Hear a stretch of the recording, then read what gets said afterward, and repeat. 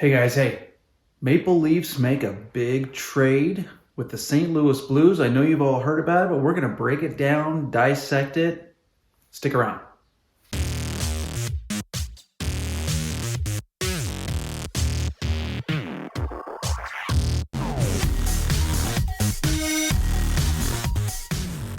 All right, hey guys. Ducks hockey and more back at you.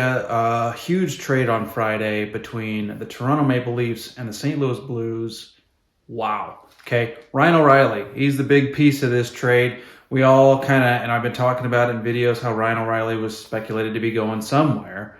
Lots of different teams. Toronto being one of them, but man, Toronto went all in. They really did. They also got Achari as well. So they got two centers from the Blues, Ryan O'Reilly and Achari. Boy, Toronto went all in by adding that center depth, okay, which is a huge position playoff-wise. As far as like face-off percentage, penalty killing, that position being and think about it, Toronto having John Tavares, Austin Matthews as well. When I originally heard about the trade, I thought, wow, Ryan O'Reilly is now going to be their third line center behind Matthews, Tavares. It's like, are you kidding me? But in the first game that Ryan O'Reilly played against Montreal just the other night, I think it was on Saturday, he was actually playing on a line with John Tavares, but he was centering and Tavares was on the wing. So it was interesting how Sheldon Keefe kind of mixed things up a little bit line-wise. Not kind of what you would expect, but it worked. In fact, the very first shift of that game, boy, did Ryan O'Reilly look good. It looked like he fit right in. So this could be a huge win for Toronto getting through the playoffs and getting through that first round. So I've talked about it before. In fact, I had a subscriber reach out to me and comment that, and actually not sure if it was a subscriber or not, but it doesn't matter. The comment was, Leafs fans are going to burn the house down if they don't get past the first round, you know what I mean? And because I made a comment that's how upset Leafs fans are going to be if they can't do it. It was an interesting comment because he said we're not Vancouver fans. I thought it was funny. But long story short, they've got to get past the first round.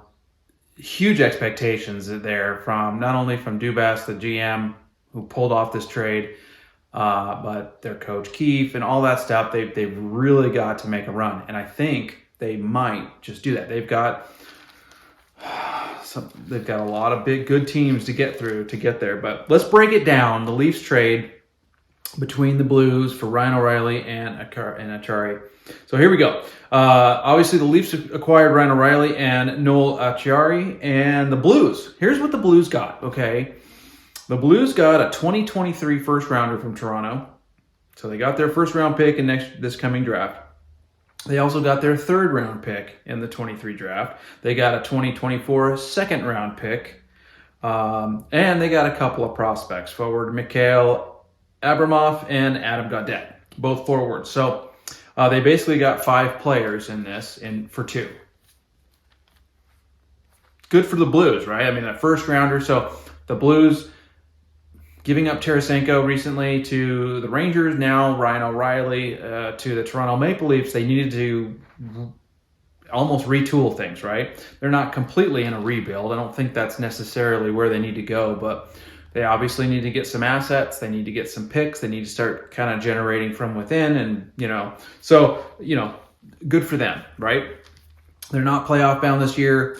O'Reilly was going to, and Tarasenko, UFAs at the end of the year, so boom, ship them. And they got good return for both players. But there was the Minnesota Wild were also involved in this trade, but only because they retained a little bit of O'Reilly's salary, 25% to be exact. St. Louis retained half of it, 50%.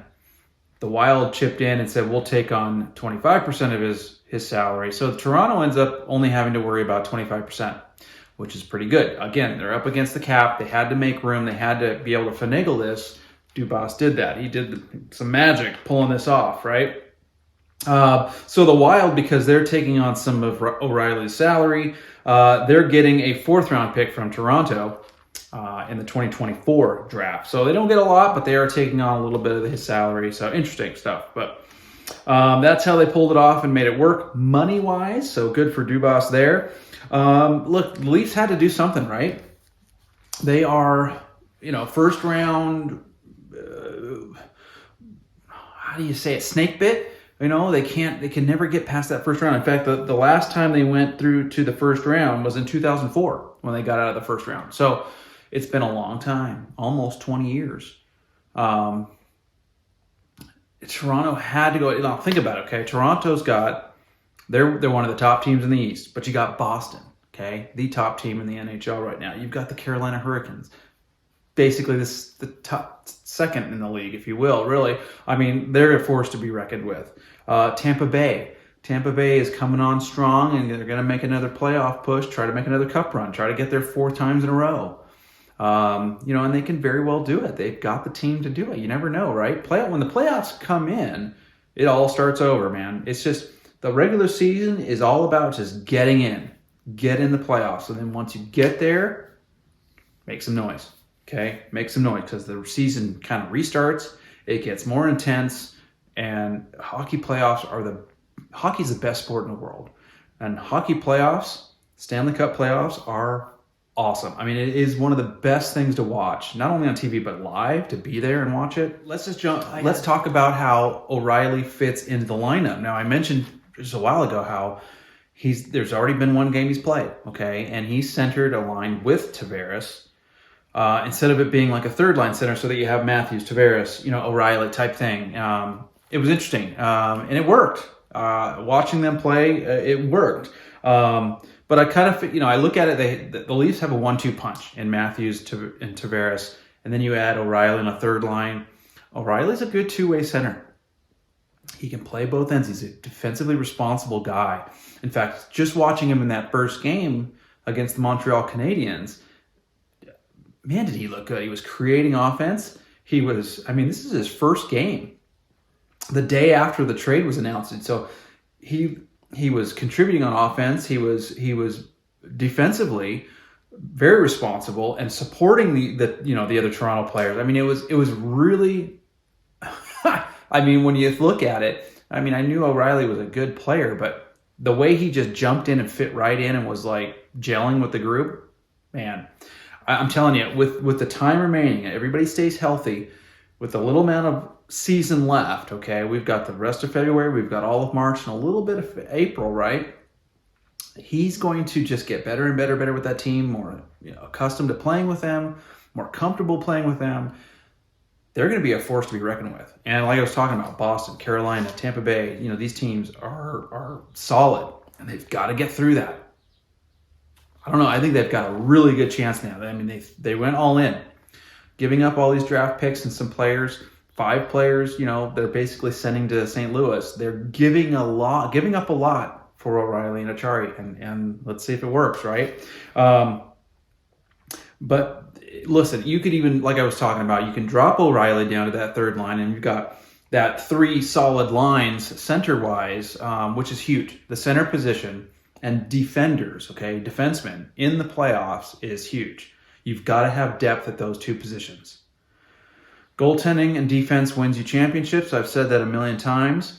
But that center position, if you've got to have solid center depth, that is a key factor as well for going far. Because, like I said, if you lose one of your top centers, well, if you only have a couple, forget it. The other teams are just going to take advantage of you, and you're not going to have the depth in that position to succeed and move forward. They've solidified that by adding O'Reilly for sure. And the issue with Toronto really was like, are they going to make a move on defense? Are they going to do anything to bolster their blue line? That's kind of where I thought they might go with pulling off any kind of trades. I thought that they might try to just solidify the blue line. And maybe Toronto's not done. Maybe there's more to come. Maybe they've got their eyes on, like a Kulikov or a Gavrikov, or something like that. I'm not really sure. But right now their defense is playing very well. Giordano stepped up his game. They're doing well. Whereas in the beginning of the season, not so much. That wasn't the case. But is Toronto done? Right? That's the next question. So we'll see. We'll have yet to see. We've got a couple more weeks left. So, anyways, that's kind of what I was interesting. Now, Achari, he's an interesting part of this. He's a center as well. Okay, so you're solidifying your center, and his point production wasn't bad. 18 points in 54 games, so he's a good depth signing as well. He was actually, to me, a bonus when Riley's the big part of this, and then you add Achari. It's like, hell yeah, like I said, depth at the center position. So Toronto really has Dubas did a great job in making this work for the Maple Leafs as the playoffs are approaching, and knowing that that he's got to do this. The Toronto Maple Leafs had to do something to give them that extra edge to take on some of these teams, because the best teams in the NHL right now are in the East. Okay, and most likely the Stanley Cup's going to go back out. It's going to go East. It's not going to be in the West. I really don't think so. With teams like Boston, Carolina, Tampa, now Toronto banging on the door to get a cup. And I kind of want Toronto to win it now, only because of their first round woes, and it's been so long. And you know what I mean? It's almost like, okay, I really want Toronto to get this. And I understand, and Boston too. It's kind of like those guys, they've won it before, but I want Toronto to win it now. Achari, interesting fact with him though, getting back to him, is he is 10th in the league in hits. So not only is he a depth center that can help produce, right, in your bottom six, and you need that, but he's also not willing. He's willing to make some hits, take his body and bang it in, knock some guys on their ass, right? Again, going into the playoffs, you need players like that. You need players that are going to wear down the other team and make them look behind them, second guess what they're going to do, because somebody like Achari is coming to hit you. So that's huge. It really is. I really think that Toronto won this. If you look at it as a who won, who lost, I don't think St. Louis lost, but I mean, really Toronto gained so much in just those two players. They gave themselves a really good chance at going far in the playoffs. Okay. And, St. Louis got a good haul out of it as well. I mean, 5 players for 2. So, yeah, there you go. So Toronto went all in. I want to know what Toronto Maple Leafs fans think. Okay. Comment below. Tell me what you think. Are you glad? Are you happy? I mean, geez, after that first game against Montreal, he already looks like he's fitting in really well. So this is huge. So I think it was a win for them. Tell me what you guys think. Comment below. Tell me if you think you need to add more. Can Toronto even afford to add more? I don't know. But comment below. Let me know what you guys think. Again, big trade. This is the third big one. With 2 weeks left. Trade deadline's March 3rd. Lots of stuff's going to start happening and going down. Watch for new videos coming out here soon. I will talk about some more rumors and some more players that are potentially on the move and most likely going to be on the move. But hey, thanks for watching. As always, Ducks Hockey More. I love it. Let's blow it up, everybody. Blow it up. So subscribe, smash that like button. Let's keep it going. Thanks for watching. See you on the next one.